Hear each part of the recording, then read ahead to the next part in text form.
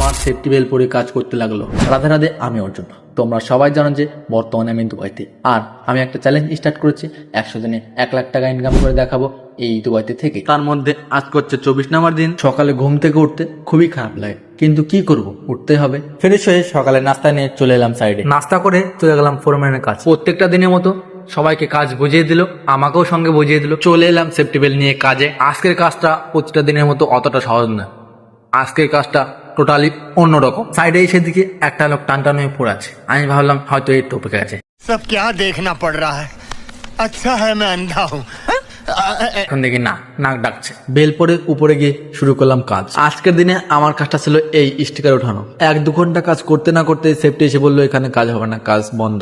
উপর থেকে নেমে বেল খুলে সিধা চলে গেলাম খাওয়া দাওয়া করতে। খাওয়া দাওয়া রেস্ট টাইম খতম করে সিধা চলে গেলাম স্টোরে গিয়ে দেখি দুজনের মধ্যে হাড্ডাহাড্ডি লড়াই চলছে। আমাদের একদিকে আছে ফোরম্যান খালপান, আর অপর দিকে আছে স্টোর কিপার ইমন। কিছুক্ষণের মধ্যে ফোরম্যান ইমনকে চটকে দিল। ফোরম্যানের খেল দেখতে দেখতে টাইম শেষ করে চলে এলাম বাসের কাছে। আজকের মতো এই পর্যন্তই, আবার দেখা হচ্ছে তোমাদের সঙ্গে কালকে।